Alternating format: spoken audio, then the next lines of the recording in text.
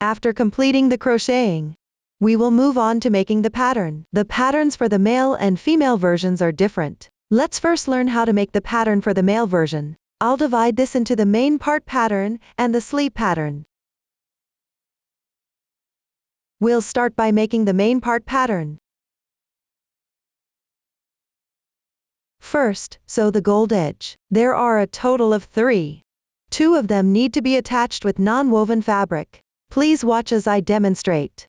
Pick up the corresponding color of non-woven fabric. First, cut 2 pieces of non-woven fabric about 1 centimeter wide. The length should be the same as the non-woven fabric provided in the kit. Since the non-woven fabric is black, it's not easy to mark the width with a pen.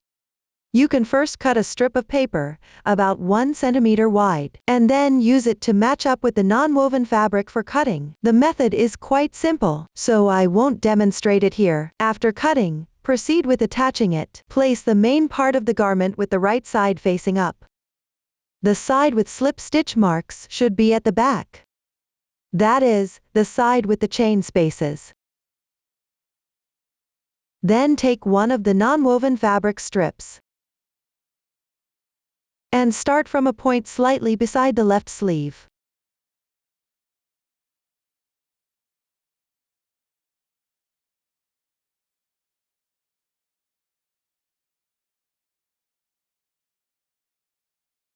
Slanting downwards.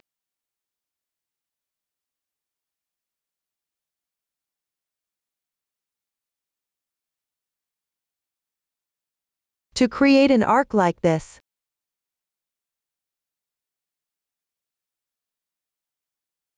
the most angled position at the bottom should align with the side seam of the garment. Finally, secure it in place with glue, from top to bottom. Secure it bit by bit. Pay attention to adjusting the position.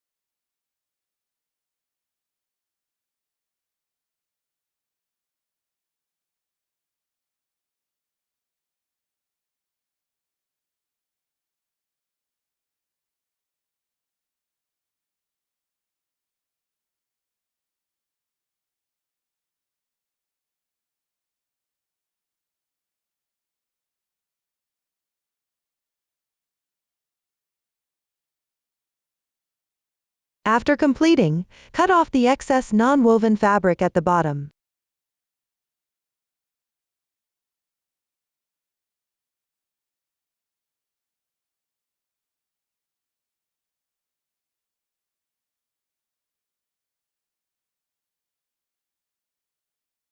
Then pick up the other piece of non-woven fabric. Locate the top circle on the wrong side of the main part, where there are chain holes.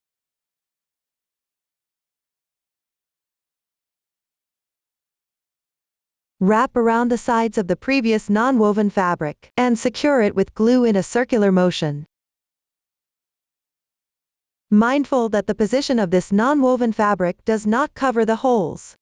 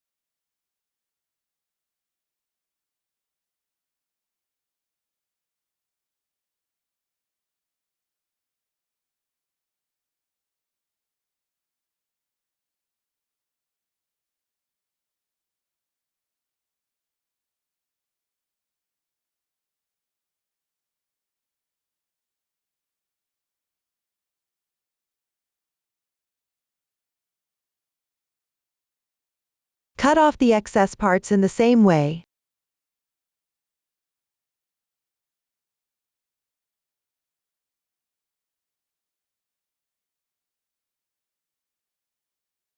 This completes the installation of the two pieces of non-woven fabric. Next, pick up the gold-edged decorative strip. Use glue to attach it onto the two non-woven fabric areas, as well as the bottom of the main piece.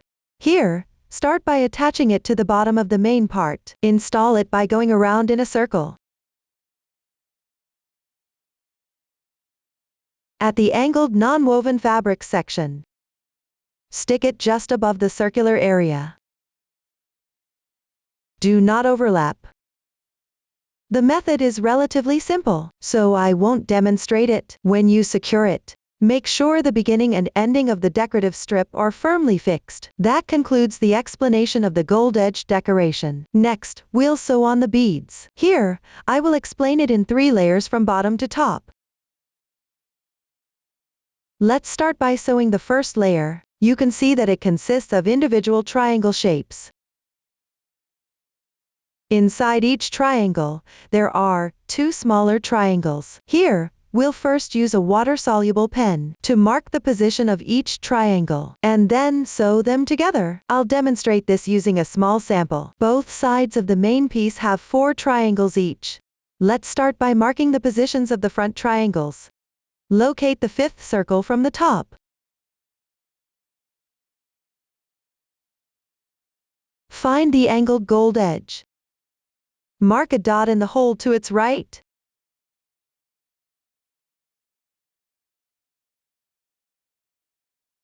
Next, count 7 holes to the right from the marked point.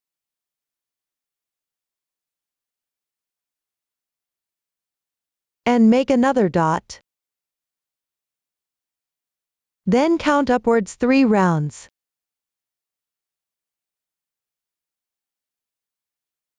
And find the hole that is centered and corresponds to the 7 holes below.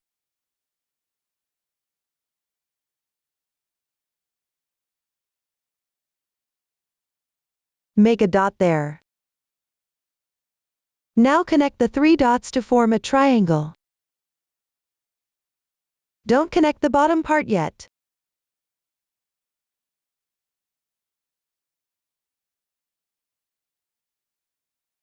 That's how you mark one triangle area. Continue downward for the next one. Start from the point at the bottom right corner of this triangle. Count 7 holes to the right.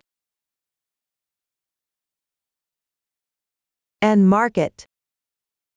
Then find the position 3 rounds above. That corresponds and is centered with these 7 holes.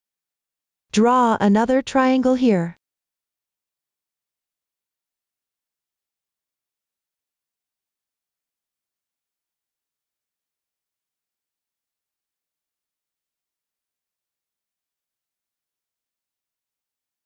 The beginning and ending of these 2 triangles are connected. Continue repeating this process too. Draw 2 more triangles. The method is quite simple. I won't go into the details.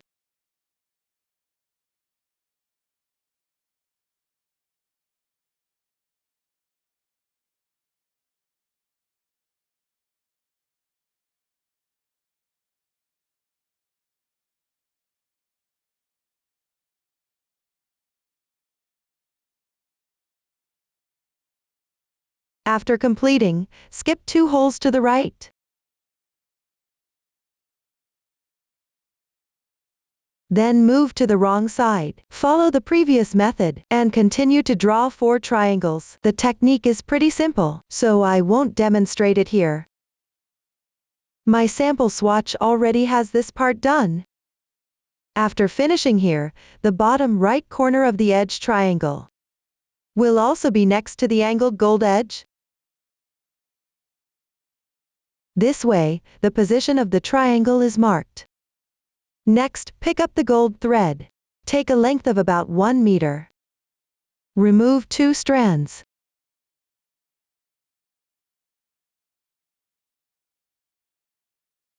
You can remove 1 strand at a time. Which is more convenient?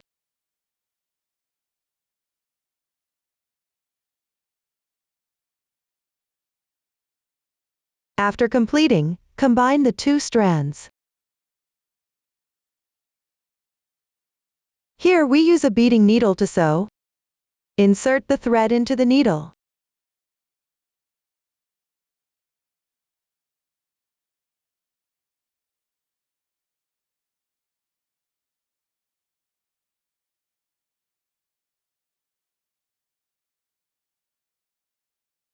Then from inside out.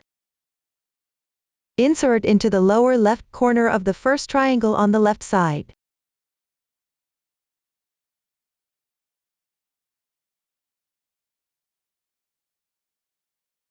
Pull the yarn through.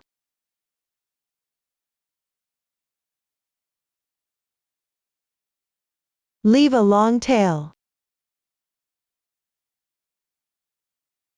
This makes it more convenient to weave in the ends later. Then pick up the corresponding color beads.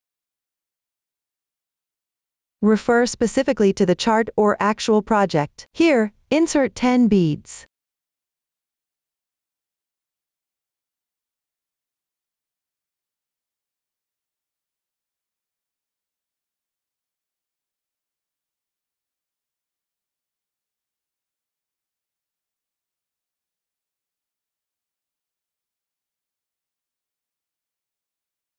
Then insert from the top of the triangle.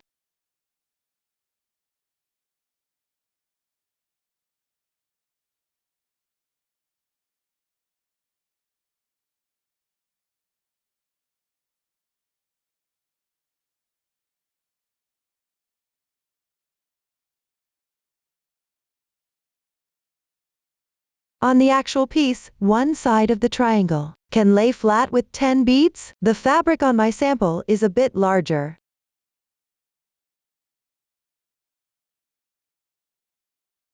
Next, go through the circle from the bottom. Exit at the point corresponding to the top.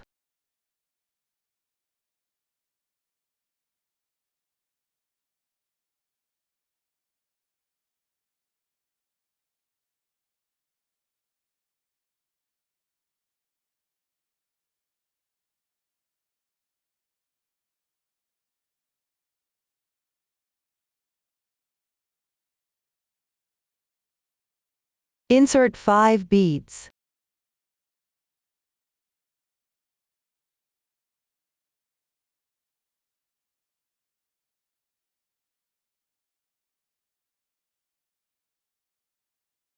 Then from the point at the lower left corner of the triangle, insert into the adjacent chain space on the right.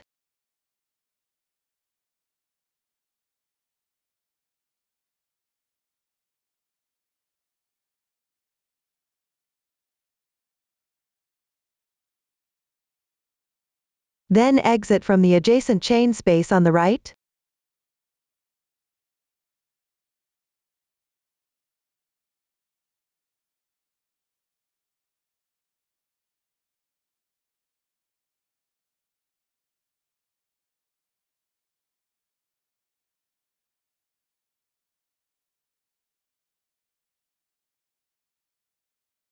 Insert 3 beads.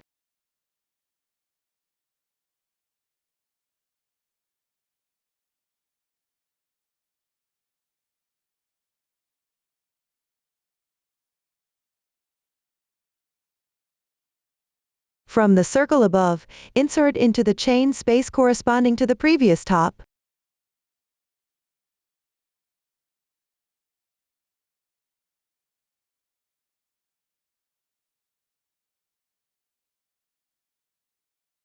This way, one side of the triangle is sewn up. Then sew the other side symmetrically. Start from the point below the 3 beads. Count 2 chain spaces to the left.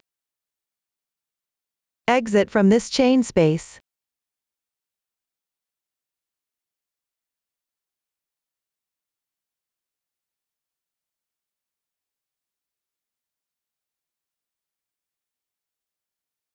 Insert 3 beads.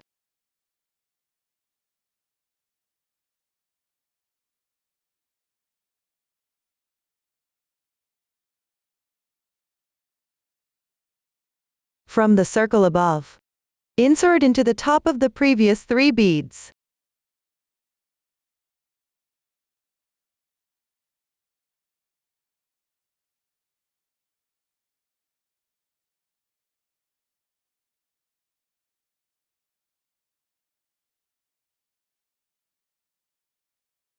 Then from the circle above, exit at the top chain space.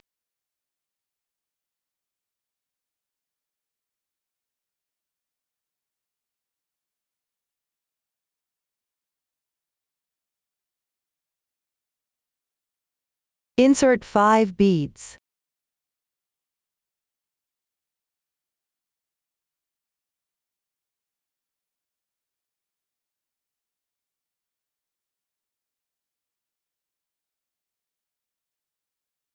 From the point at the bottom right corner of the triangle, insert into the adjacent chain space on the left.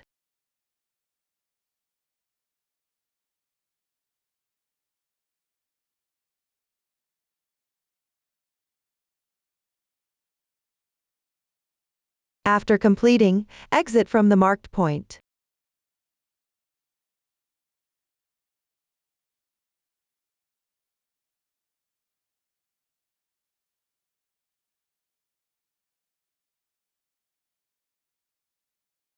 Insert 10 beads.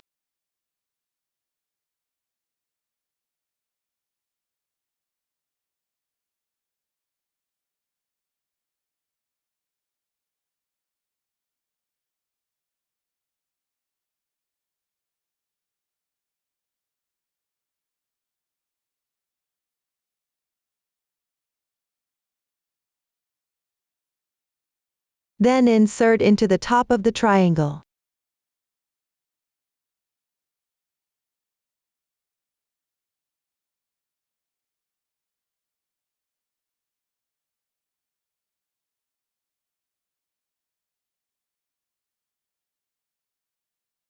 That completes sewing the triangle with beads. For the outermost triangles here, there are 10 beads on each side. On the middle layer, there are 5 beads on each side. And pick the edge triangles from both above and below. Insert the hook into the adjacent hole on the inner side. For the innermost layer of triangles, there are 3 beads on each side. Then pick the triangles of the middle layer. Insert into the adjacent hole closer to the inside. Here, at the bottom of the triangle, only the centered hole is not inserted. This is the installation method for the beaded triangles. I'll demonstrate it again as we move downward. There's no fixed requirement for the assembly order here. Just make sure the insertion position matches the number of beads. The method is pretty simple, so I won't go into too much detail.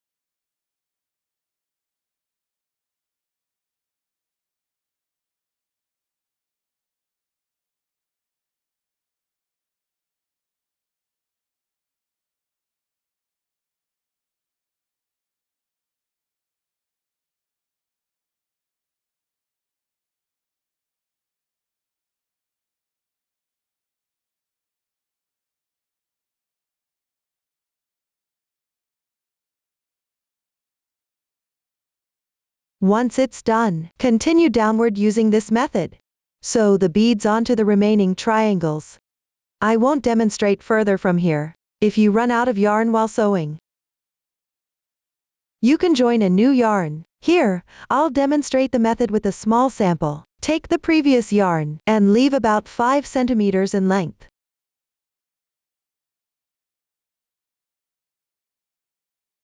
Then cut 1 meter of gold thread.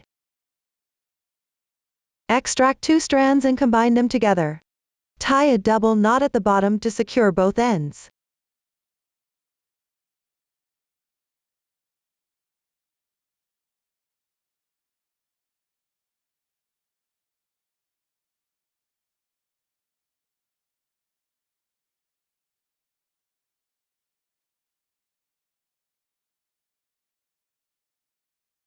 You can tie a few more knots for extra security.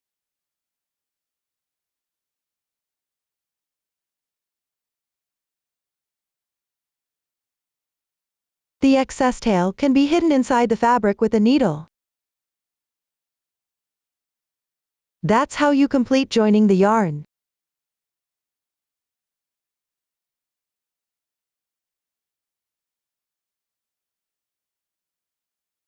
After sewing, use a sewing needle to hide the beginning and ending yarn tails inside the fabric. Again, I'll demonstrate with a small sample.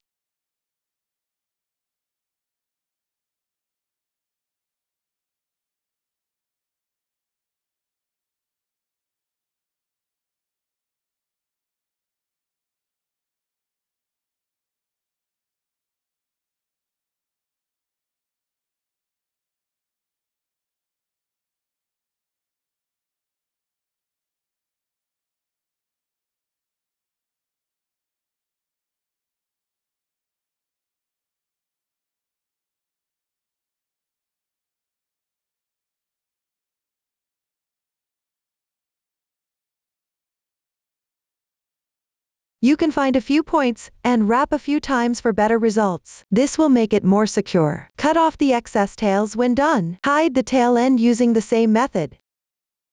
I will not repeat the demonstration. That concludes the explanation of making the first layer. Next, sew the second layer. Locate the area above the first layer's 2 circles. At the gap around this circle, sew the beads here. Still use 2 strands of gold thread combined for sewing.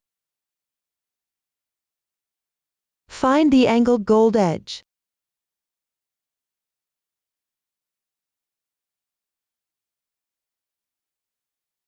And the hole next to the right side. Exit from inside out.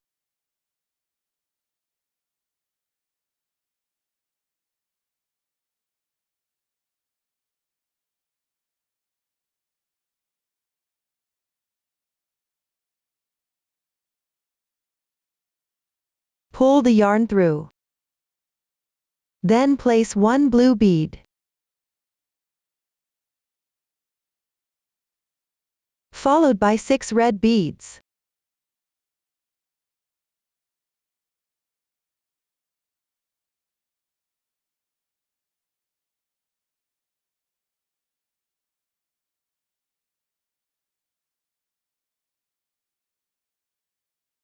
Start by leaving a little yarn tail.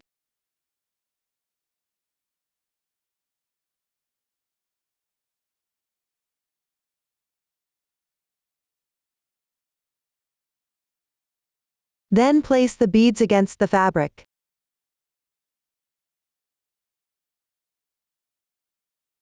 Beads should be tightly connected.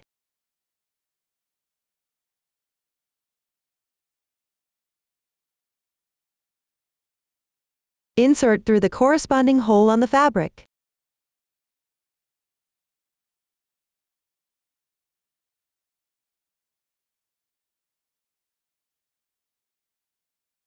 Then, on the wrong side of the fabric,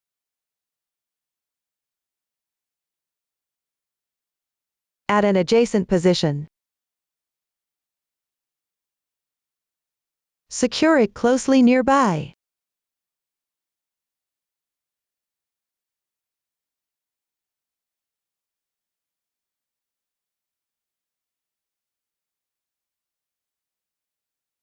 Exit again from the previously inserted hole.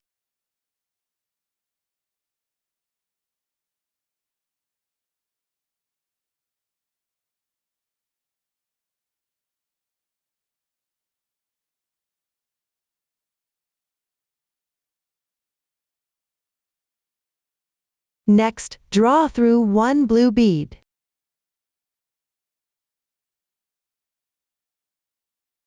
Followed by 6 red beads.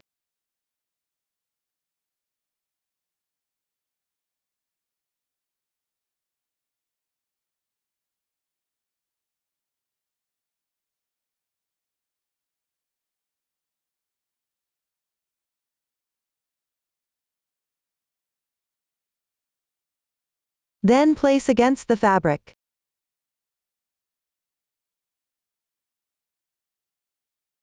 Insert into the corresponding hole.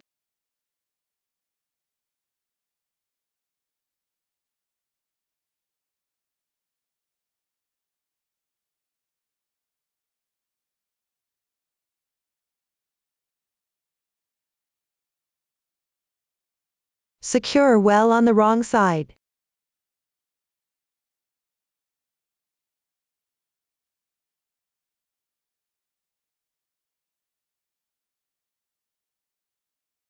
Then exit from the same position again.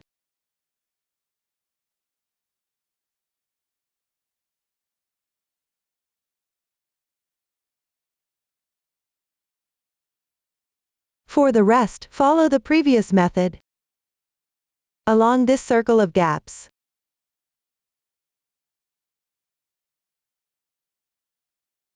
Keep sewing until you reach the other side of the angled gold edge. At this final spot, you might not be able to complete one full sequence of a blue bead, followed by 6 red beads. You can adjust based on the remaining distance. Arrange the beads in the same pattern as before. Add an appropriate number of beads. After sewing, secure and hide the thread inside the fabric. The method has been demonstrated earlier. I will not repeat the demonstration here. That concludes the explanation for the second layer. Next, we'll sew the third layer. Start by sewing the rectangular frame first. Then sew the beads inside it.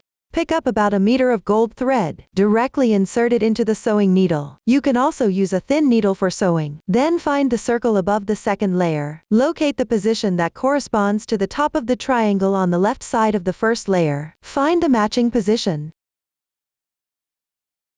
Then insert the needle into the holes on either side of this hole.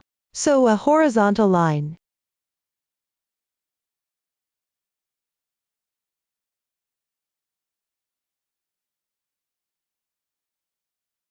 Start by leaving a little yarn tail.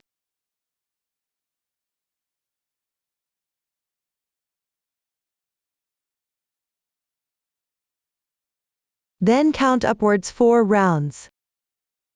At the gap above, find the positions that correspond to the 2 previous insertion points. Match the corresponding positions. Sew the remaining 3 sides of the rectangle.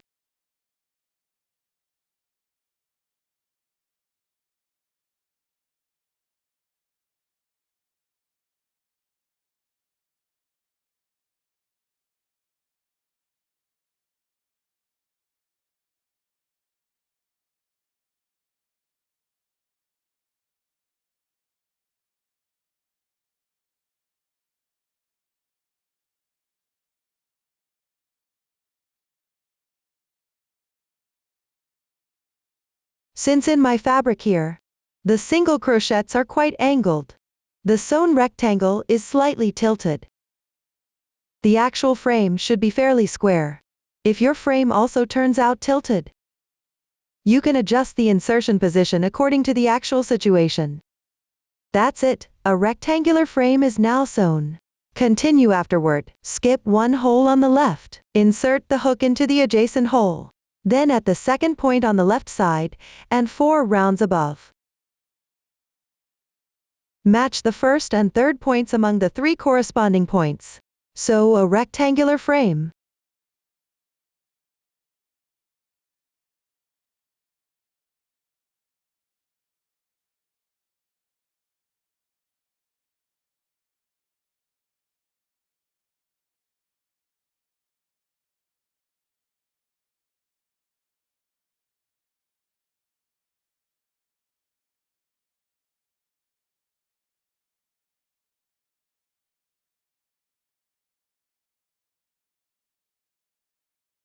Below, repeat this process. Continue sewing the frames. Here, each frame is separated by one hole. The two short sides of the frame. There are a total of 3 holes. Insert the hook into the first and third holes. Skip one hole in the middle.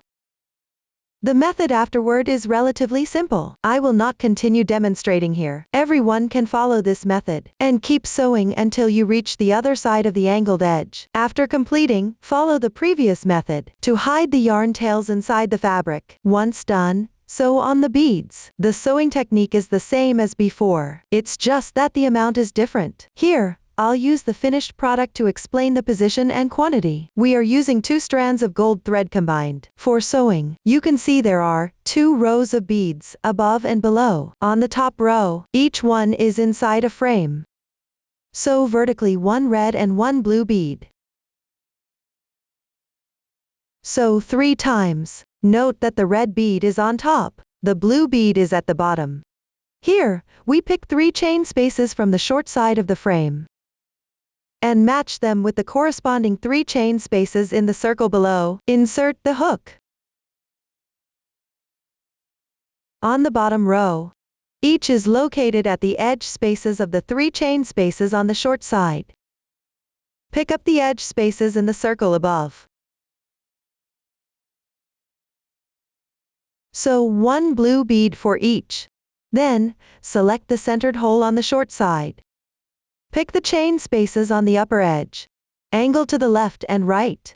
Sew 3 blue beads on each side.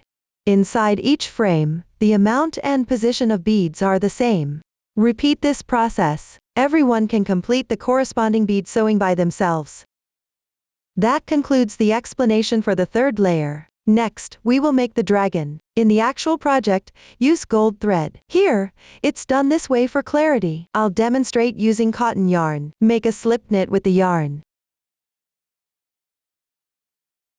Place it onto the crochet hook. Then chain 26 chain stitches.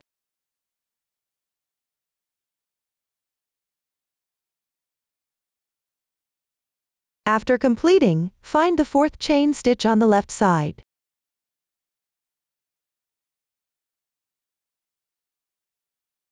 Skip these 4 chain stitches. Pick up the adjacent chain stitch. Work into the top half loop. Crochet 1 slip stitch. This will be the dragon's head. Then secure with a chain stitch. Leave a 20 cm yarn tail.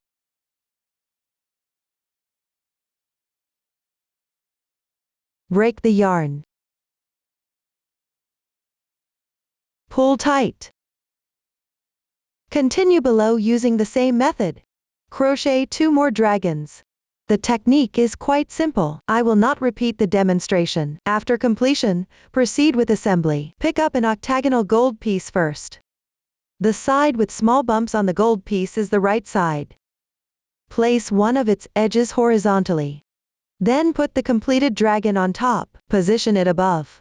Attach it to the gold piece using glue, according to the finished product or your preference. Be mindful when securing it with glue. Make sure the dragon's head corresponds to the horizontal edge of the gold piece. Match them up carefully. At the same time, ensure the reserved yarn is not secured inside. After completion, use glue. Attach it to the front side of the main piece. Place it above the circular gold edge. Position it relatively centered. Be sure the dragon's head faces straight up.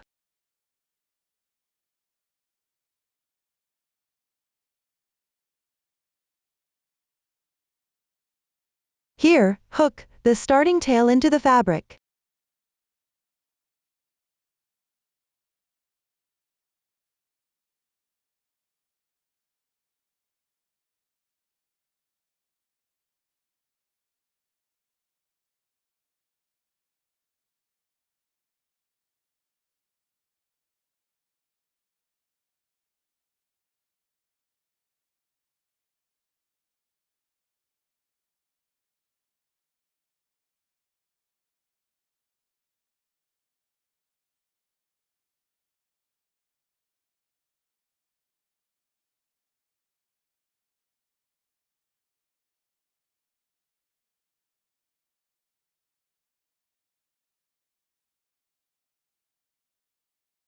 After securing it, use the reserved gold thread. Stitch twice through the holes on the gold piece and the fabric above the dragon's head, on both sides. Pick up the chain spaces and insert the stitches accordingly. This will form the dragon's horns.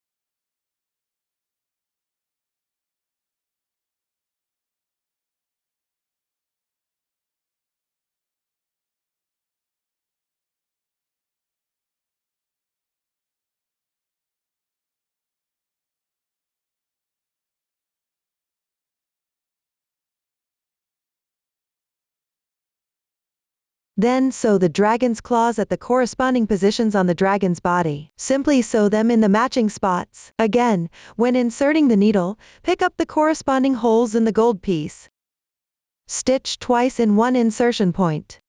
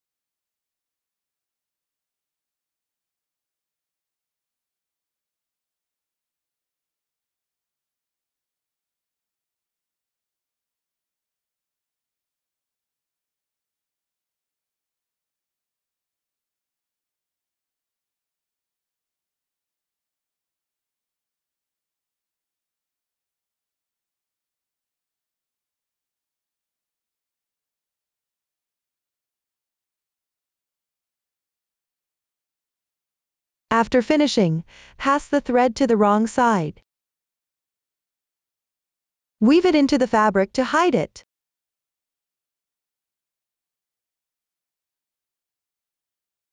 Here, you can first tie a double knot with the beginning and ending tails to secure them. Then weave each end into the fabric separately.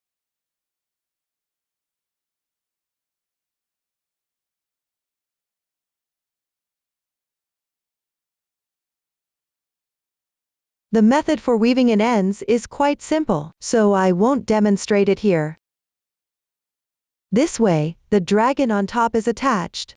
For the remaining two dragons, place them above the first layer of triangles, all facing the right side, in the gaps above the two triangles. Position the dragon heads inward. Start by using glue, and secure them according to the finished product or your own preference. Hook the tail ends into the fabric. Then use the reserved yarn from the head. Sew on the dragon horns and claws. Here, I'll demonstrate with a small sample. The sample here is already secured. Note that I'm only demonstrating the method. The exact position can be adjusted by referring to the finished product or based on your preference.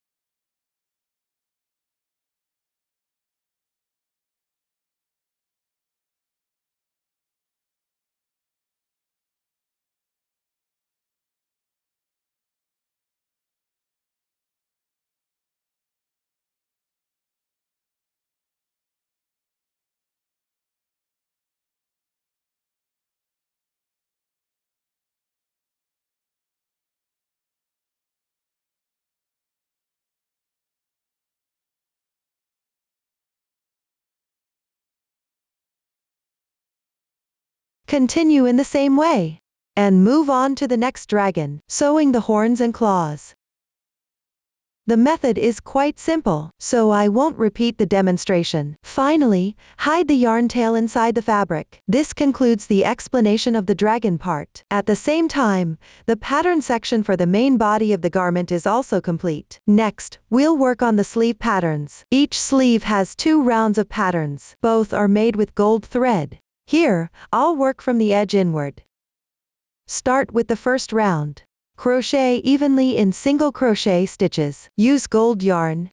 From the position of the slip stitch marks, join the yarn and pick up stitches to crochet. Pay attention, when crocheting, the right side of the fabric should face you. The method is quite simple, so I won't demonstrate it. You can complete this round on your own. After completing, you need to bind off. The edge texture will look nice. Tuck in any excess tails inside the fabric. Once done, move on to the second round. You'll also need to work single crochets. You can see there are 3 rounds of color changes on the sleeve. Here, pick the middle one of the 3 rounds. Crochet through the chain spaces above and below. Position the sleeve opening to face you. Then, pick up the gold thread. Leave a long tail and make a slip knot.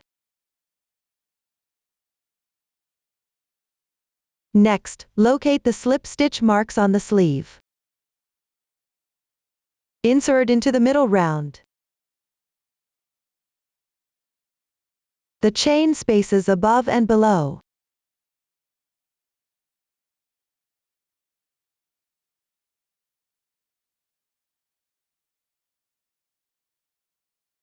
Pull the yarn through the loop.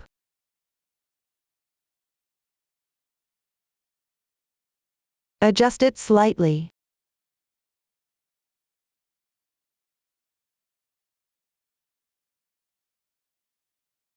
Then, chain 1 as the beginning chain.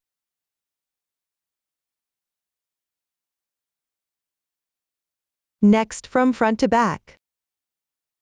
Insert into the adjacent chain spaces above and below. Crochet a single crochet. Here, the single crochet stitch should be close to the gap below.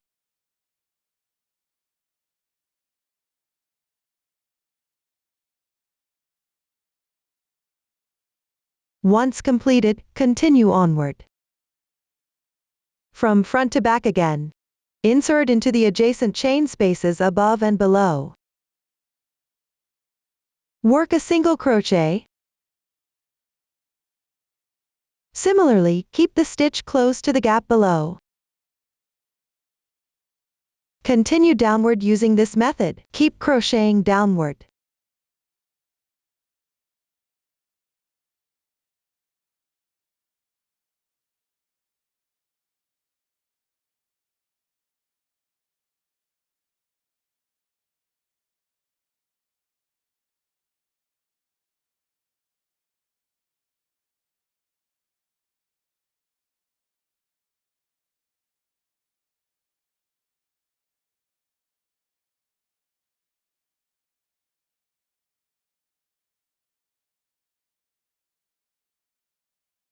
When you reach the starting chain space, pick up 2 strands at the edge of the beginning chain.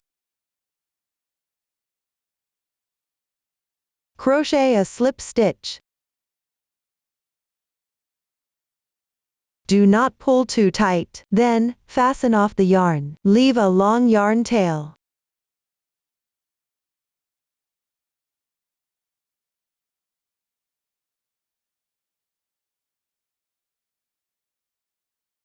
Tighten it. Pull the beginning and ending yarn tails to the inside.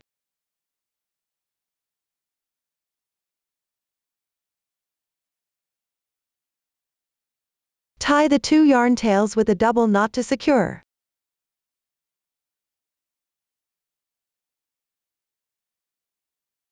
Trim off any excess tail if needed. Alternatively, you can hide the yarn tail inside the fabric.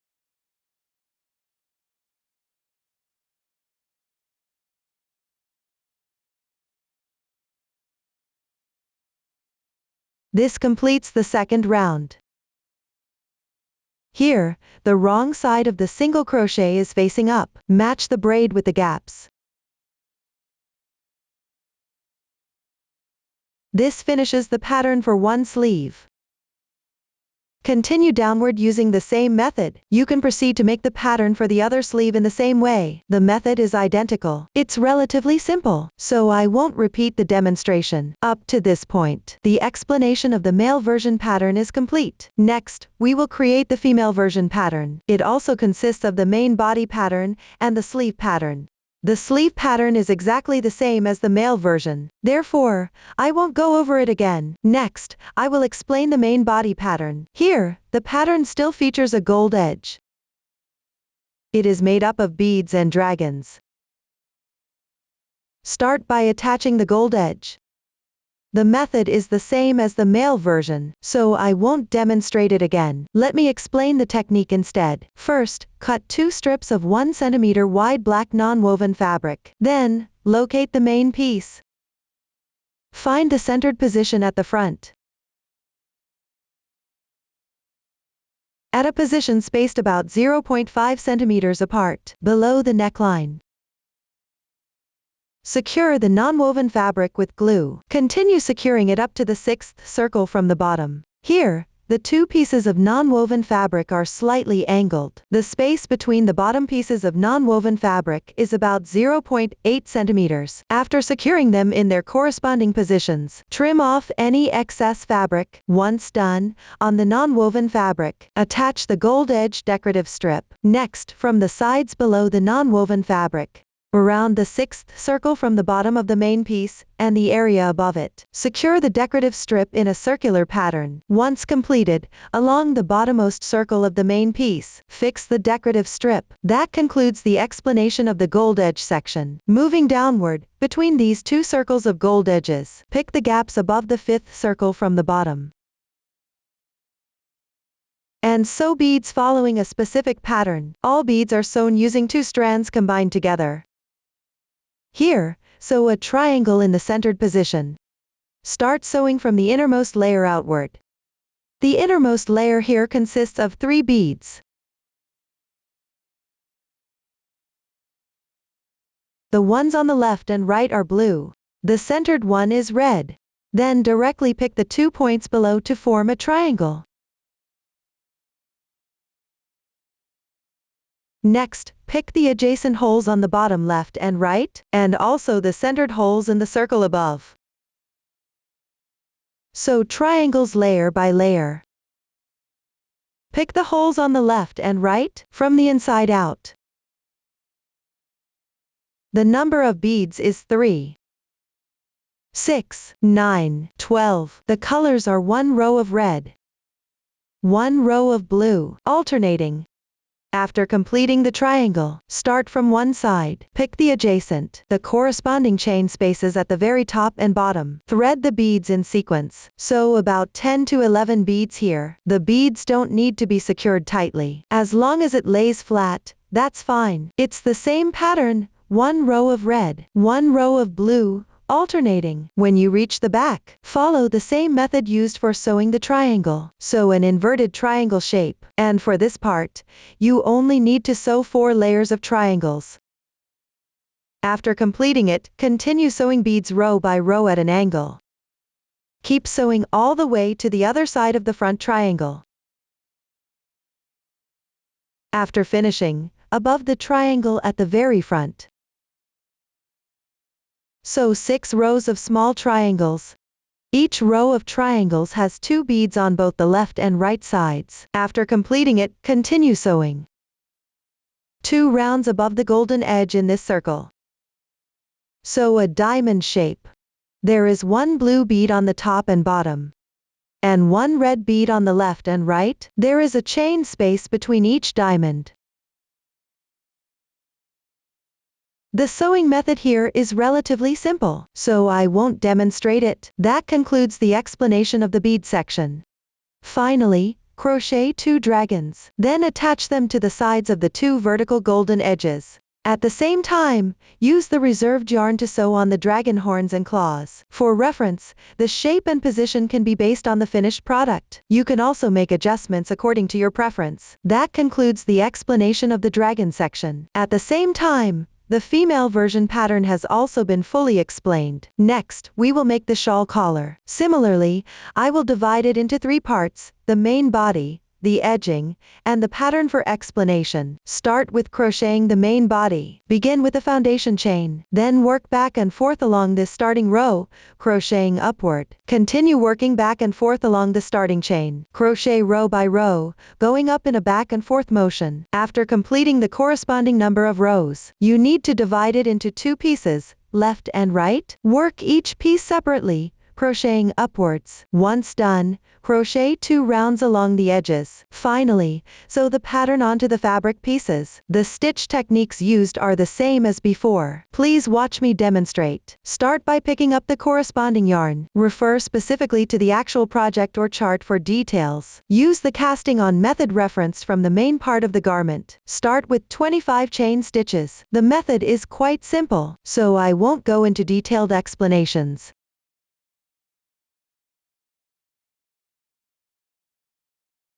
After completing, there's no need to form a circle. Move on to the first row. Locate the second to last chain stitch from the beginning chain. That is, the second chain stitch on the left side. Pick up the half loop of the chain stitch at the top. Work single crochets evenly into each stitch. Pay attention and mark the first stitch.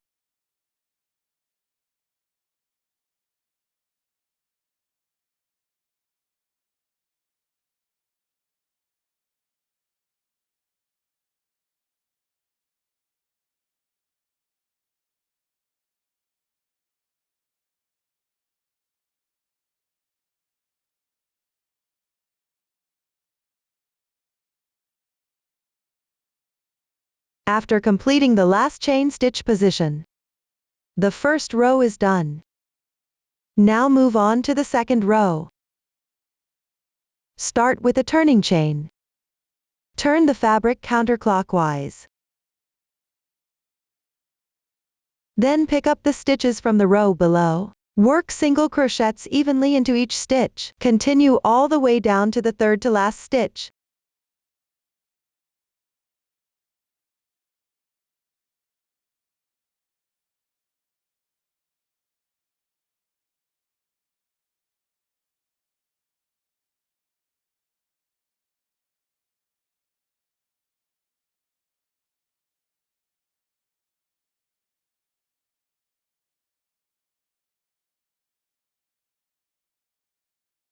After finishing the corresponding position, there will be 2 stitches remaining below. Crochet an invisible single crochet 2 stitches together. Here, you don't need to use the invisible decrease method. Simply pick up the stitch. Work 2 incomplete single crochets.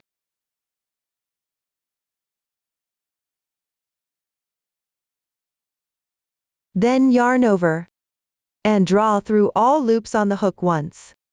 This completes the invisible single crochet 2 stitches together. The second row is now finished. Next, move on to the third row. Use the same method as the previous row. Start with a beginning chain.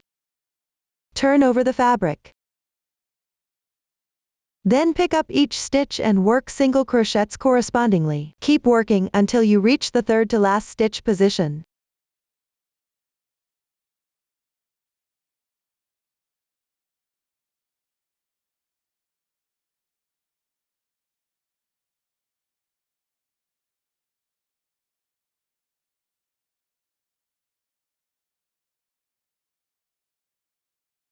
When you reach the corresponding position, work an invisible single crochet 2 stitches together downward. Use the same method as before. Insert the hook into the picked up stitch and crochet. For the collar's invisible single crochet 2 stitches together here. All of them involve inserting the hook into the picked up stitches. I won't repeat the instructions after this. This completes the third row. For the following 4th and 5th rows, use the same method as before. Start with a beginning chain each time. Then turn the piece over. Work single crochets evenly without increasing or decreasing. Finally, work an invisible single crochet 2 stitches together. The technique is relatively simple, so I will stop the demonstration here. Please finish crocheting the 4th and 5th rows on your own. After completing, start crocheting in 2 separate sections. This means dividing it into the left piece and the right piece. Start by continuing with the yarn tail from the previous section to crochet one side. Place the first row with the right side facing you. The starting yarn tail should be on the left side. The end of the thread from the 5th row is also on the left side. So, begin crocheting the left piece first. Move the yarn tail at the top to the left side. Turn the fabric over. Now, the wrong side of the fabric is facing you. Continue with the previous yarn tail. Make a beginning chain. Then work 7 single crochets evenly into each stitch.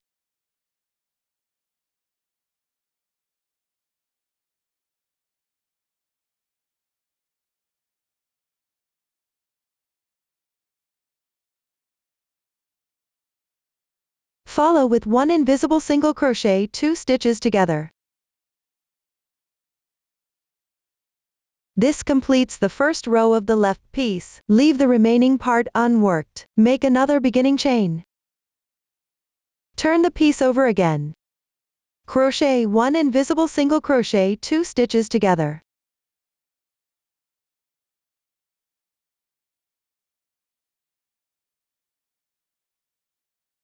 Four single crochets.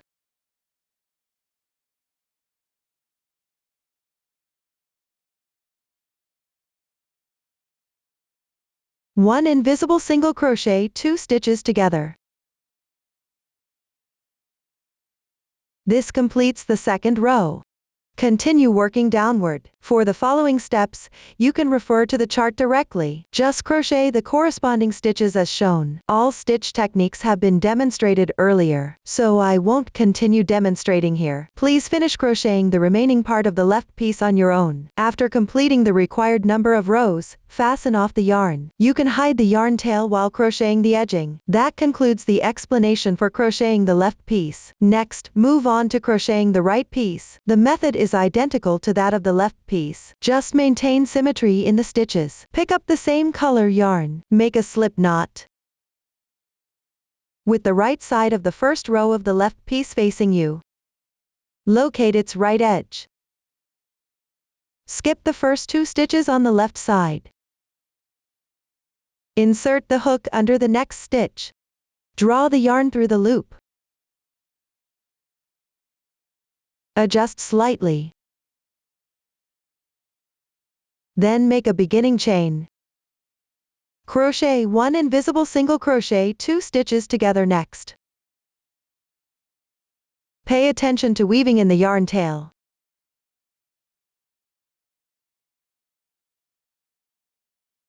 Continue crocheting single crochets evenly.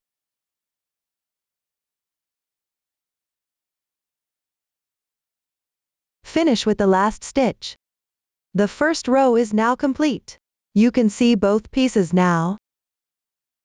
The inner side will match the invisible single crochet 2 stitches together perfectly. The sides are all even single crochets.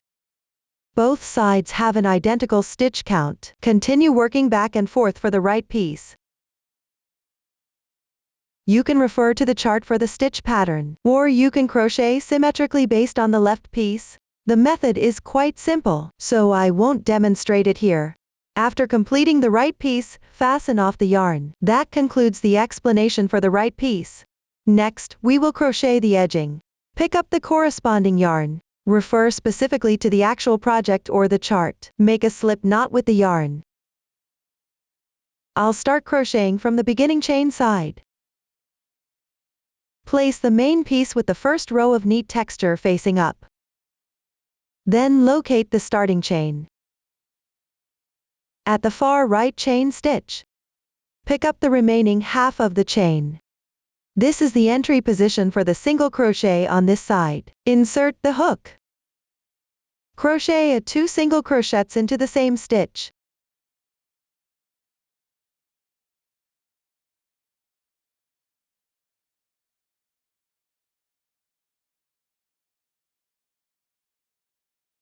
Pay attention to mark the first stitch.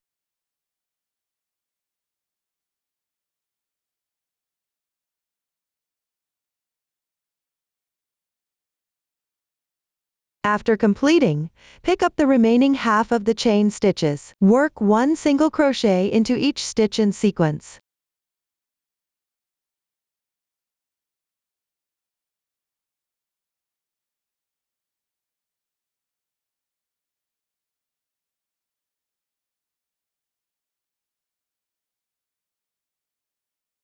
When you reach the chain at the edge of this side starting point, correspondingly crochet 2 single crochets into the same stitch. Mark the second stitch.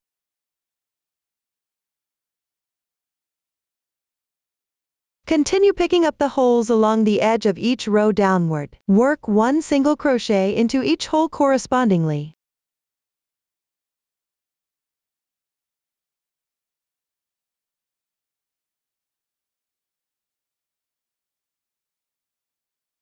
When you reach the edge of the last row, pick up the hole here. Crochet 2 single crochets into the same stitch.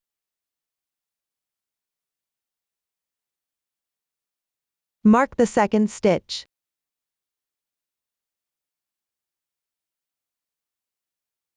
Moving forward, there are stitches. Pick up each stitch separately. Work one single crochet into each stitch evenly. Continue until you reach the last stitch.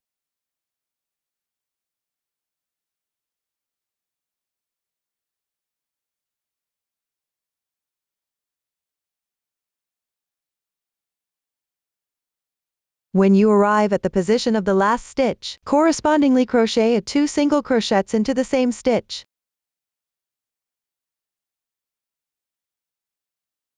Place a marker on the first stitch of the increase. Make sure to mark it properly.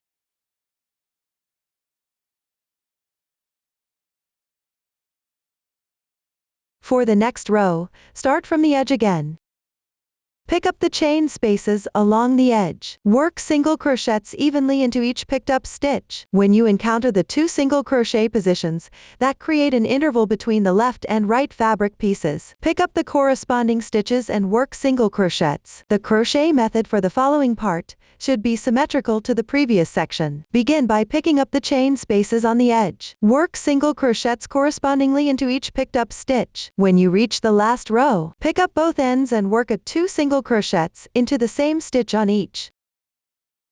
For the inner 2 single crochets into the same stitch, place a marker on the second stitch. For the outer 2 single crochets into the same stitch, place a marker on the first stitch. For the remaining edges, work single crochets evenly into each stitch. Repeat this process and continue crocheting downward.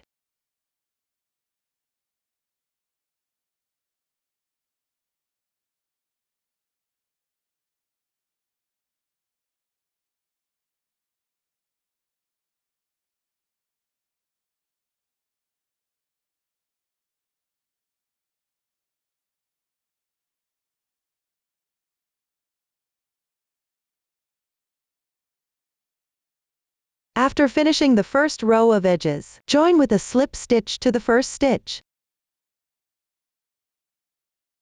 Pull tight. For the next round, you need to switch yarns. Here, fasten off the yarn.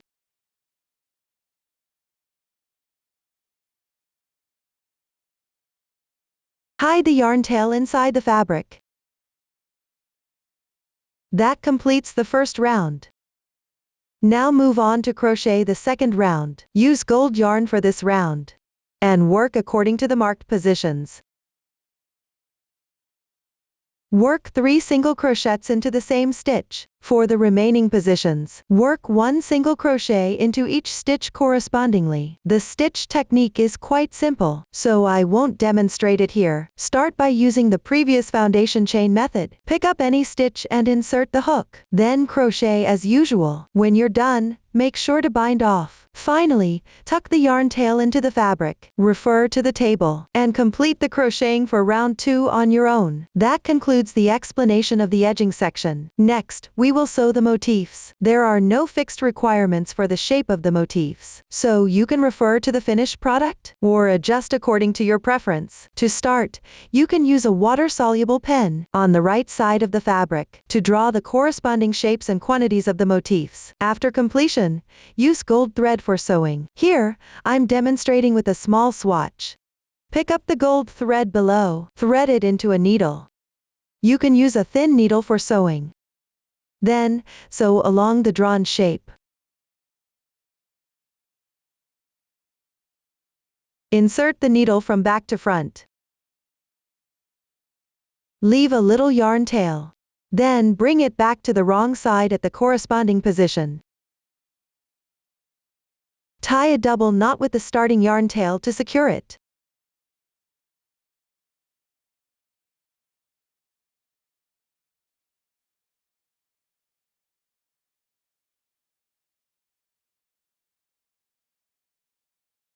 After finishing, continue sewing the pattern.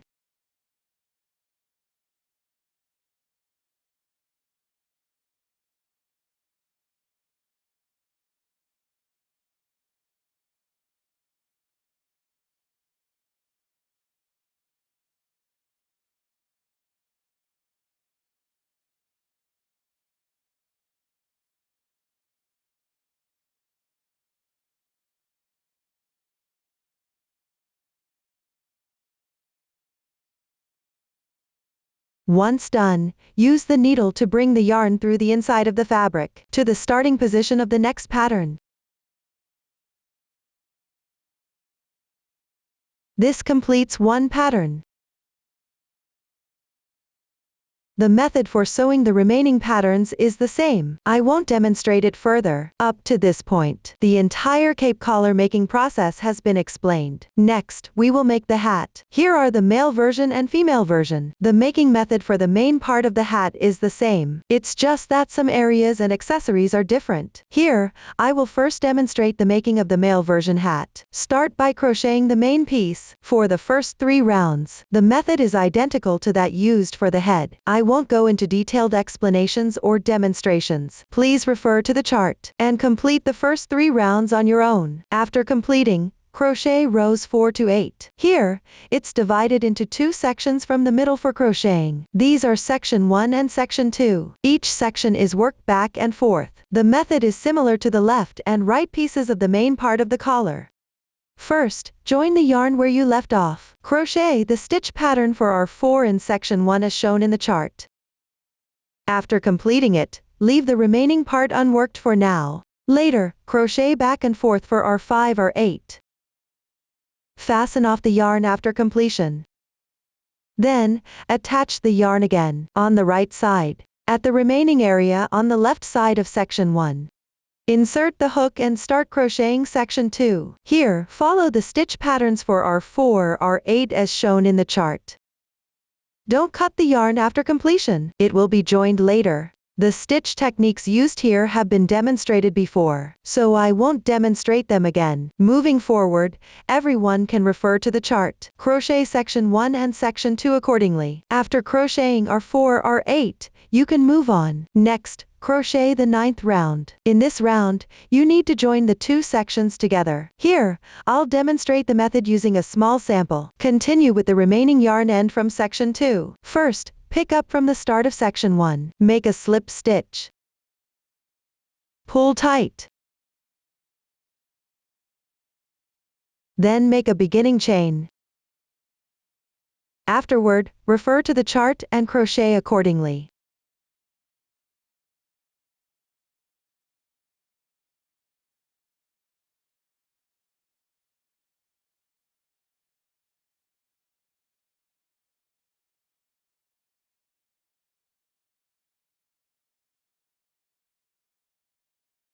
When you reach the boundary between section 1 and section 2 again, simply pick up the corresponding stitch. Crochet the corresponding stitches as required.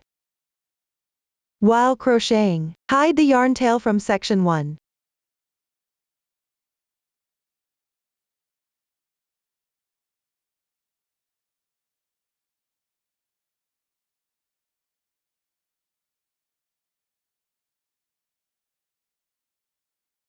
At the end, slip stitch into the first stitch.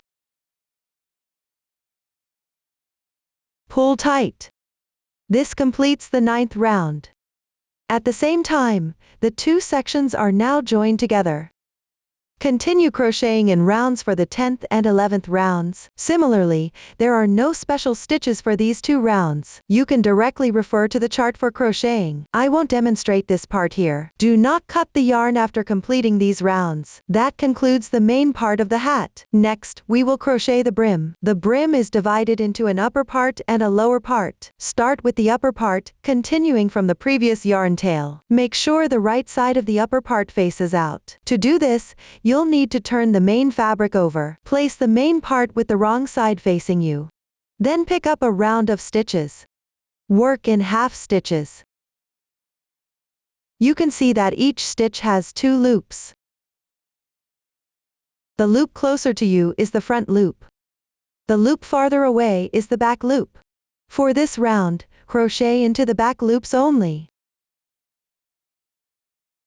Start with a beginning chain. Then move to the left. Pick the back loop of the adjacent stitch. With each strand, work 1 single crochet. Mark it.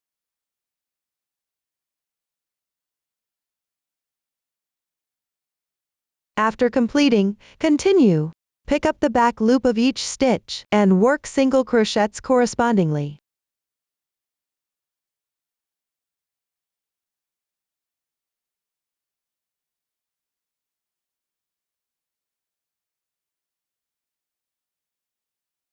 Finish with the last single crochet. Everyone check the stitch count. Make sure there are no extra or missing stitches. Finally join with a slip stitch to the first stitch. Pull tight. This completes the first round of the upper edge. Continue crocheting the second and third rounds downward. Keep going in the same direction. There's nothing special about these 2 rounds. You can simply refer to the chart for crocheting. After completing the 3rd round, you need to bind off. The method is quite simple, so I won't demonstrate it here. That concludes the explanation of making the upper edge. Next, we will crochet the lower hem. You need to change colors. Pick up the corresponding color yarn. Make a slip knit. Then place the hat with the upper edges right side facing you, and position it downward. Here, both the upper and lower hems are facing outward. The wrong side of the main body is also facing outward. Now find the 11th round of the main piece. Next to the slip stitch marks, there's a half stitch remaining. It looks like this single line. The horizontal bar next to the slip stitch is shorter here. Pay attention and make sure not to miss any stitches. Insert the hook.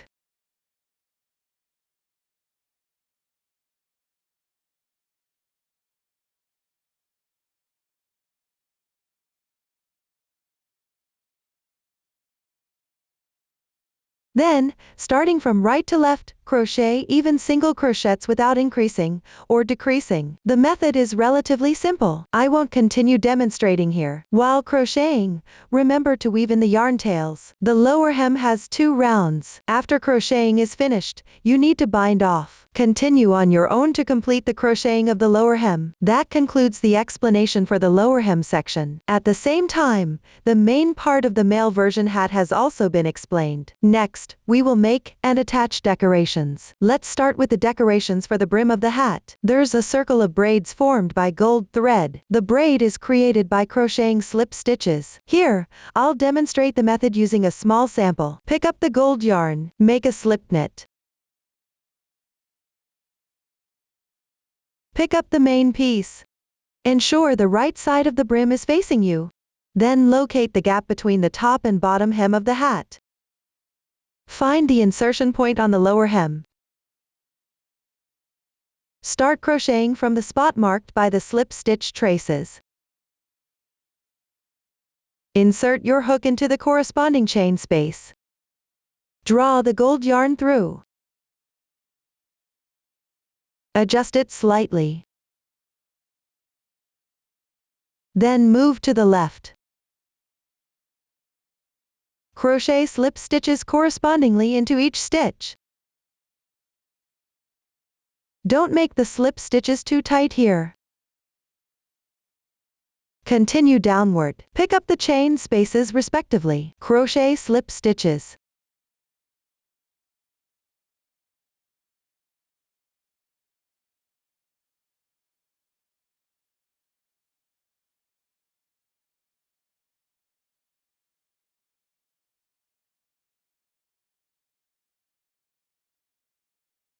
After finishing the last chain space, pull the loop slightly larger as you go down. Leave a tail of about 10 centimeters. Break the yarn. Then thread the yarn tail into a sewing needle.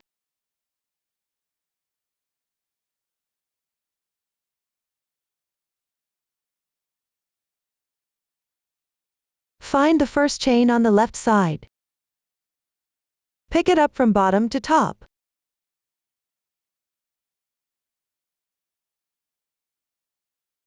Then insert the needle into the center of the last chain. And bring it to the wrong side of the fabric.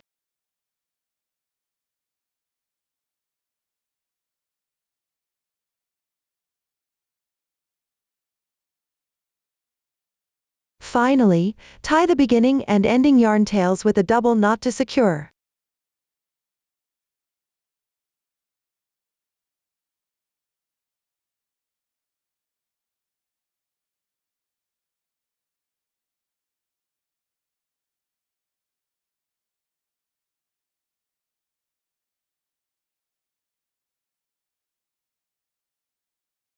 Hide any excess tails inside the fabric. This completes the braid. Next, we'll work on the golden Buddha. Start by crocheting the first layer with gold yarn. Then sew beads onto the front. The first layer consists of 2 motifs, one large and one small. The crochet technique for these motifs is relatively simple, so I won't demonstrate it. After completing the larger motif, leave a yarn tail of about 20 centimeters. Once the motif is done, secure one side first. Here, I'll demonstrate the method using a swatch. Place the smaller motif on top of the larger one. Then use the reserved yarn tail from the larger motif. Use a thin needle.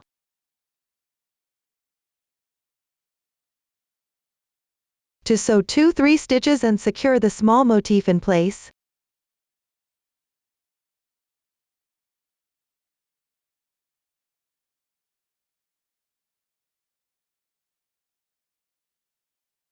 Make sure the right sides of both motifs face forward.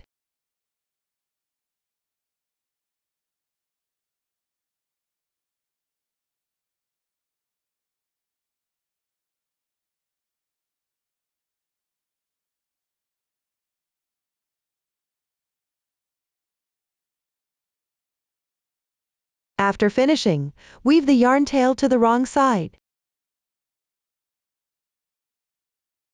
And leave the yarn tail intact. This completes the first layer. Next, attach the beads. Separate the gold thread into 2 strands. Then insert them into the beading needle. Refer to the finished product for the next steps. Sew on the beads. The method is pretty simple, so I won't go into detail about it.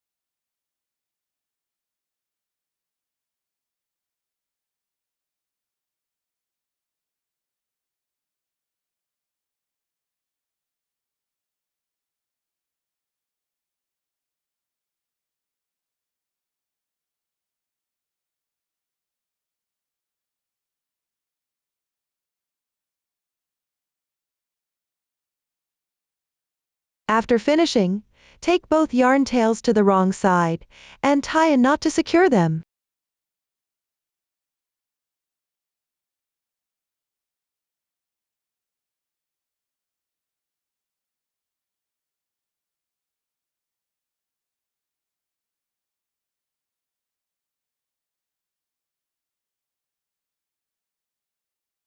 That completes the bead attachment.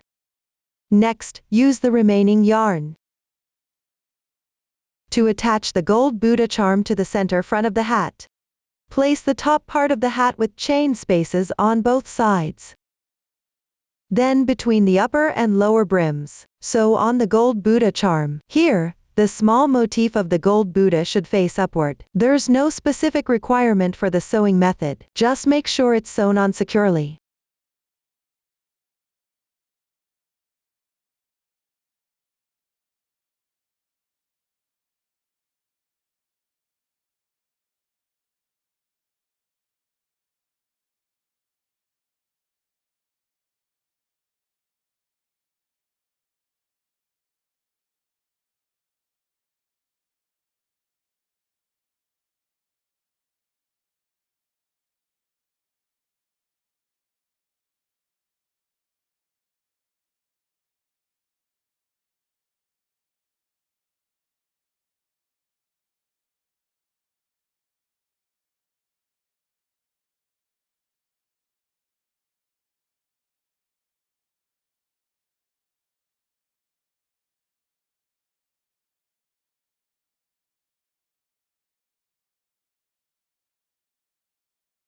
After completing, weave in the final yarn tail into the fabric.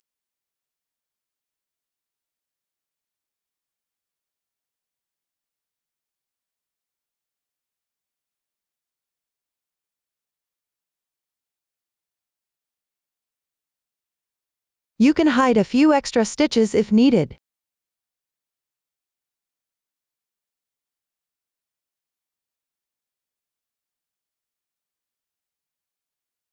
That's how you attach the gold Buddha charm.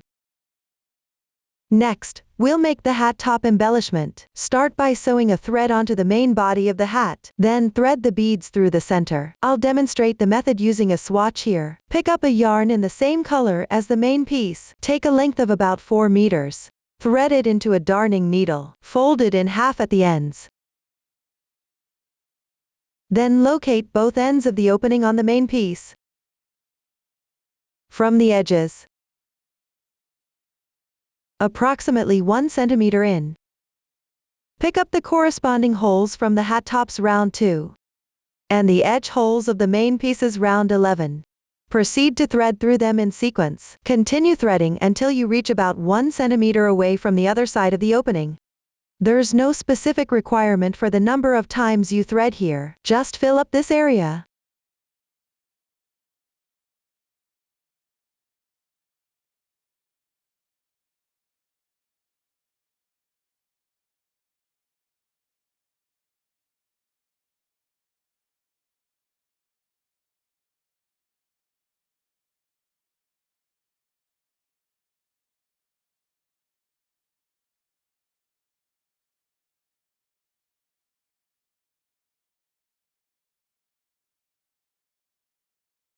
Be mindful not to thread onto the brim of the hat.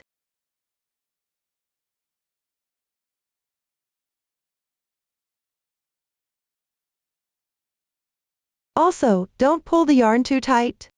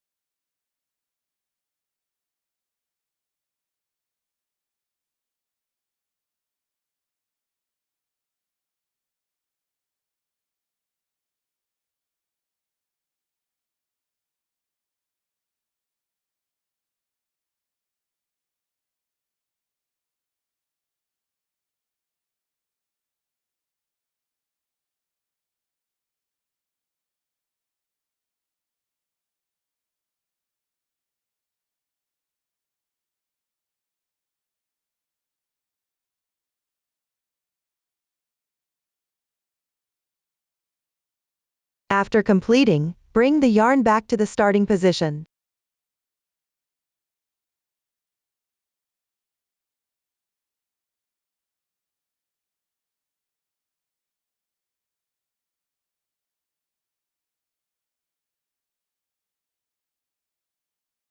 Tie a double knot with the beginning and ending tails to secure it.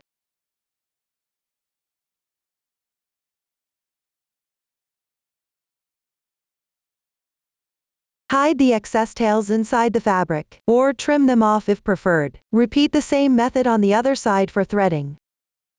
The method is pretty simple. I will not repeat the demonstration. Finally, attach beads on the top. Pick up the bead needle. Insert the gold thread. Then, through the hole at the center of the hat's top, exit from the inside to the outside.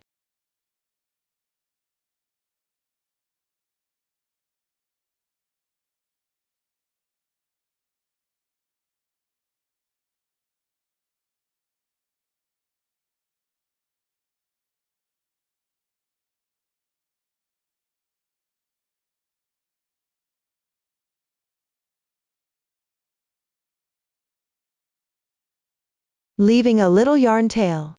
Then pick up.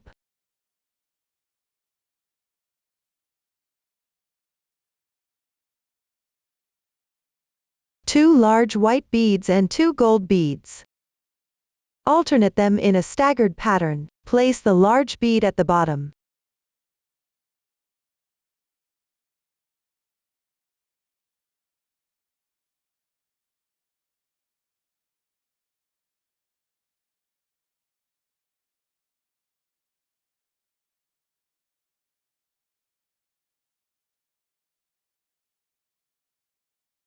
After completing, go back from the third bead.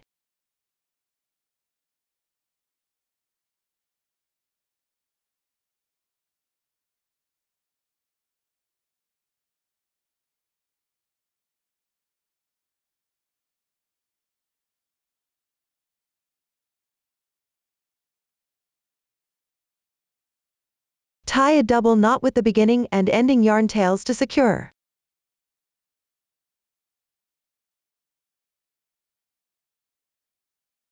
Hide the excess tail close to the fabric. Finally, apply glue at the bottom of the beads to secure them in place.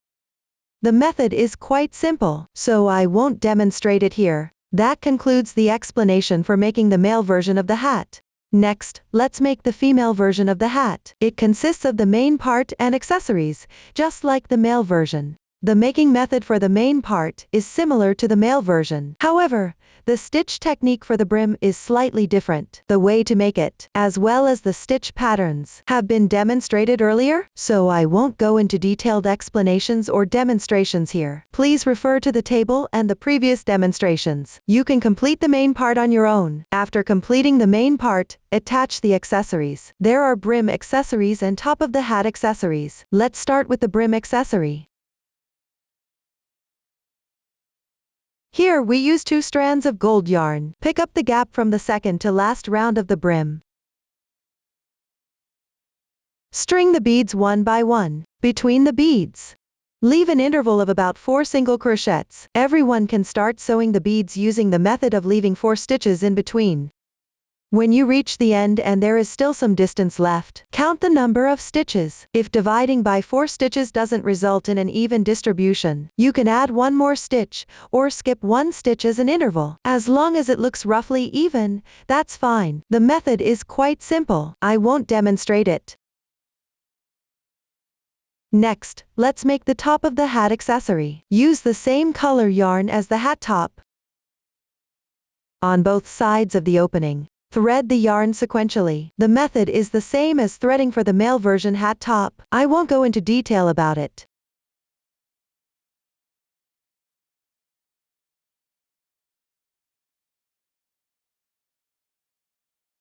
After completion, attach the Phoenix gold piece.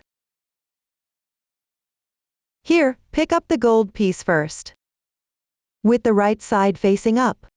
Fold at the feathers and body section.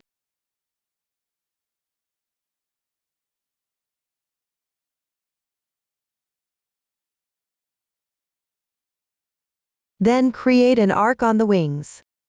Bend it to form a curve.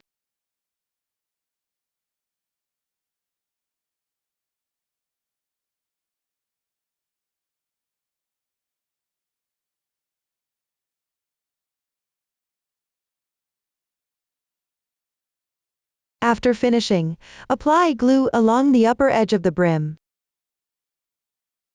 Secure it in place sequentially on the inner side. Here, you only need to secure 6 Phoenix gold pieces. Make sure all the right sides are facing up. With the tail positioned at the back, the Phoenix gold pieces should be evenly distributed. The method is relatively simple, so I won't demonstrate it here. When securing, be mindful not to hurt your hands. Finally, use glue. Attach beads and Phoenix gold pieces on the hat top. Start by securing one bead first. Then use glue to secure the gold pieces on top. Here, the gold pieces are still prepared using the previous method. Create an arc at the tail and wings. Then fix the beads and gold pieces in sequence. There are a total of 4 beads here, and 3 gold pieces. Meanwhile, all the Phoenix tails face the same direction. The method is relatively simple, so I won't demonstrate it. That concludes the explanation of the hat top decoration. That concludes the explanation of how to make the female version of the hat. Next, we will make the court beads. I'll demonstrate the male version first. Pick up about 50 centimeters of gold thread, divide it into 4 strands, then combine them together. After that, insert the beading needle. Then tie a knot at the end of the thread. Make sure to leave a bit of yarn tail at the end.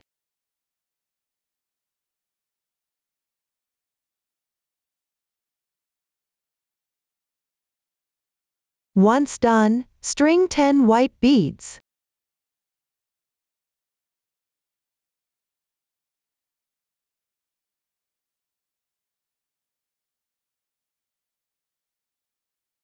Tie a knot. You can tie a few more knots if you like. This will make the knot larger. Here, I'm just demonstrating the method.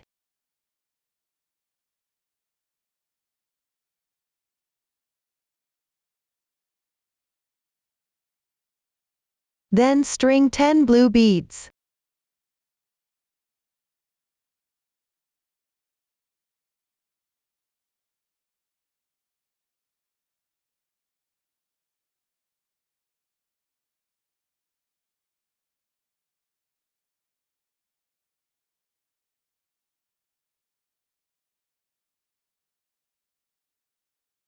Followed by 1 large red bead.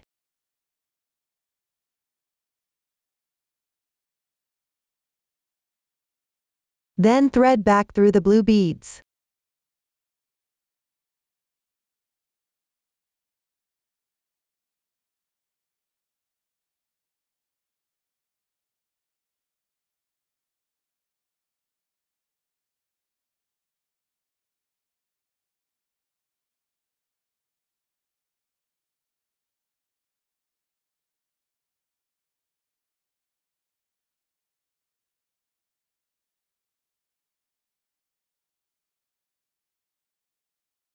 Tie another knot next. You can tie several knots here as well. For all the knotting sections going forward, feel free to tie a few times. I won't repeat the instructions after this.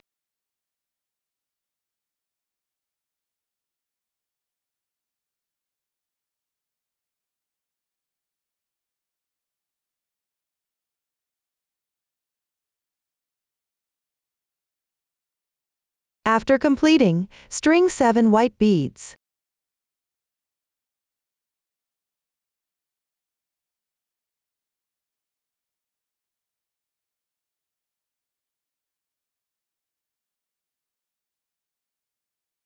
Tie a knot.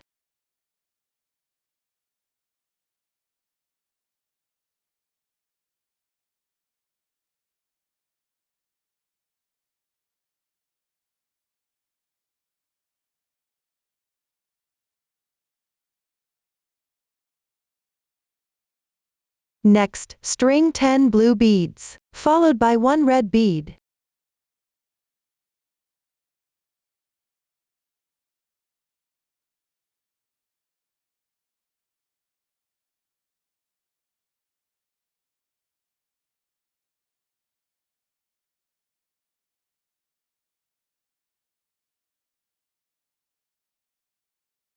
Then go back through the blue beads.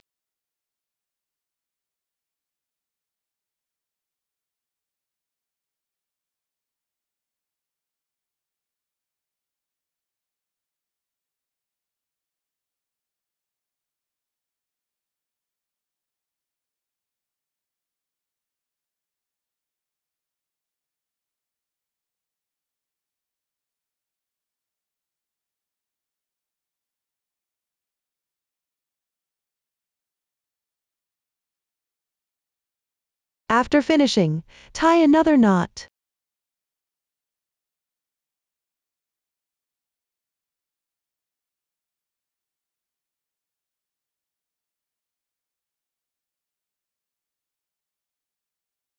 Then string 10 white beads.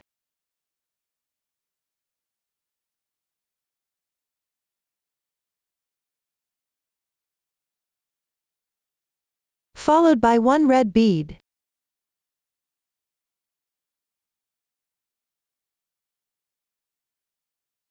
And finally, 27 white beads. In my sample, there are fewer beads.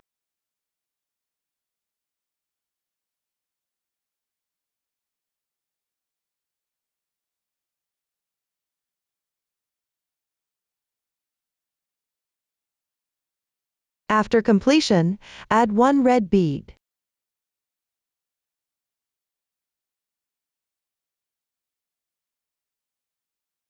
Then 27 white beads. Again, in my sample, the number of beads is reduced.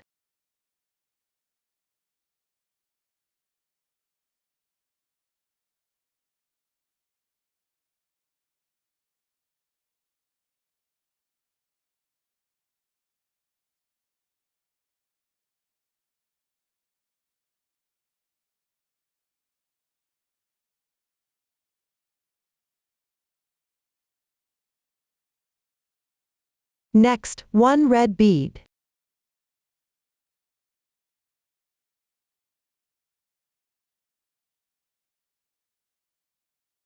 Followed by 15 white beads.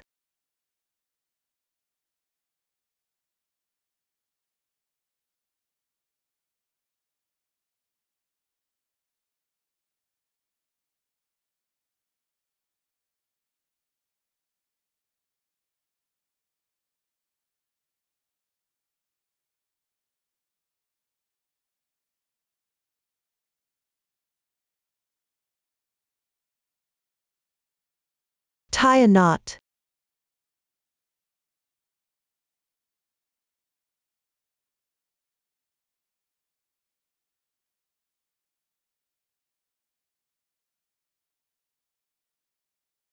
After finishing, follow the same method used for the blue beads. String 10 blue beads and 1 red bead. Once done, tie off with a knot. Finally, string 12 white beads, then 1 red bead. The method is quite simple, so I won't demonstrate it here. After stringing, tie a few knots with the beginning and ending yarn tails to secure them.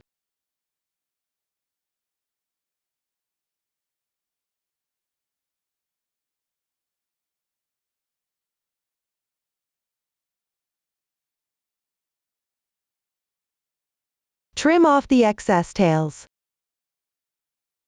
For the male version, there's only 1 set of prayer beads. This completes the male version of the prayer beads. Lastly, hang it at the front of the garment.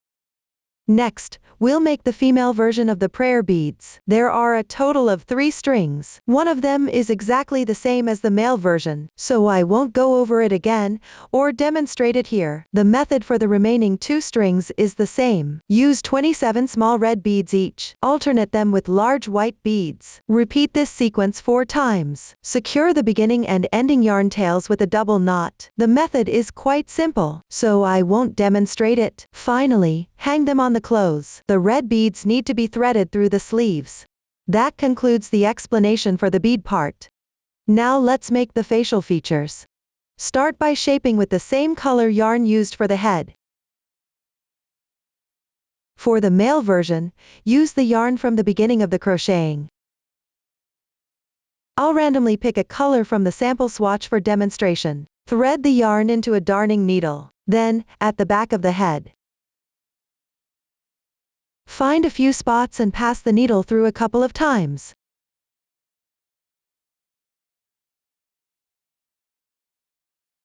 Start by leaving a little yarn tail.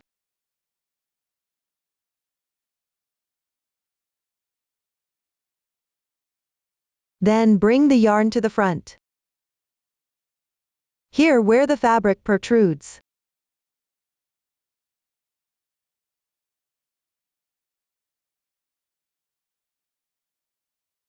Go down along the protruding part of the fabric.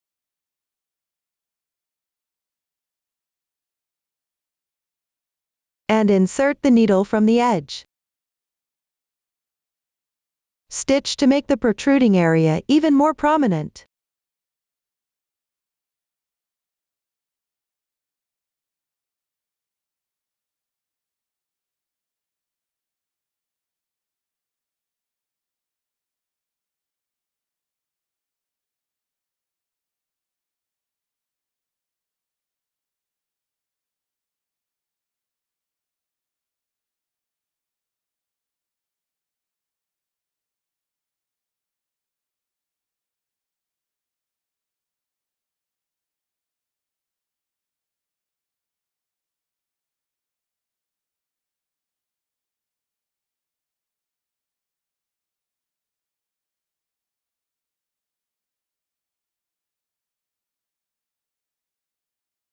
This way, the shaping for the protruding area is done.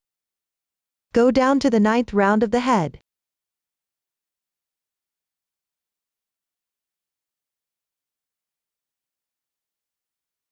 And find the protruding points, roughly matching the corresponding positions.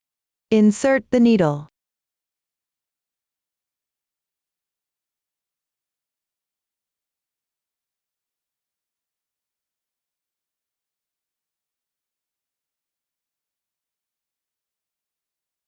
Then continue downward. Skip 3 rounds. Insert the needle into the corresponding chain space on the other side of the protruding area. Find the roughly matching point. Exit the needle.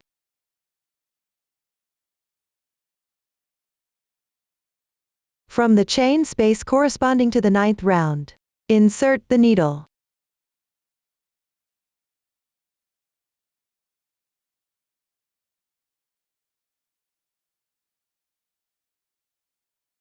After completing, pull the yarn. Bring the yarn from the inside to the starting yarn tail position.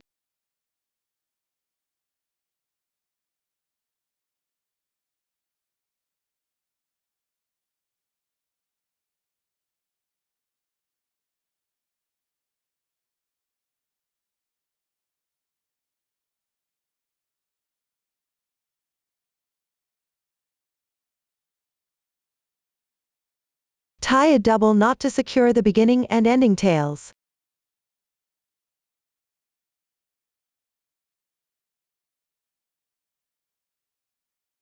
Hide the excess tails and knot heads inside.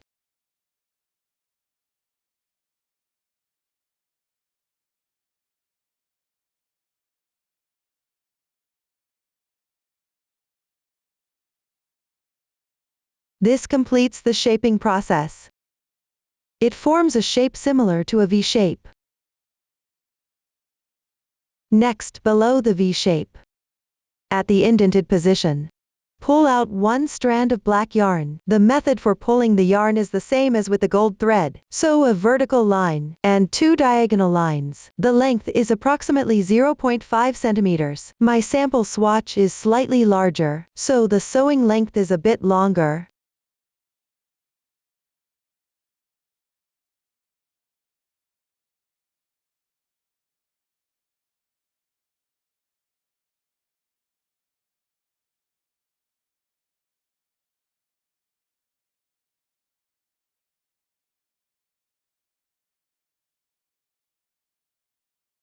Similarly, tie a knot with the beginning and ending tails, and hide them inside.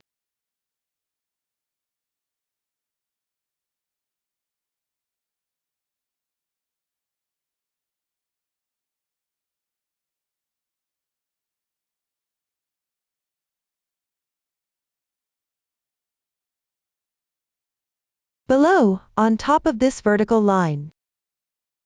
Attach the nose. Pay attention to keep the flatter side of the nose facing up. Insert it into the corresponding position first, then secure it with glue. After completion, attach the eyes at both ends of the A shape. Install the eyes. First, find the correct positions. The two eyes need to be symmetrical, then secure them with glue. That concludes the explanation of making the facial features. Up to this point, the entire creation of the decoration is now complete. If you have any questions during the process, don't hesitate to reach us via our website. Susan's Family, supporting your handwork experience, sharing the joy of life. Thank you all for watching. See you in the next episode.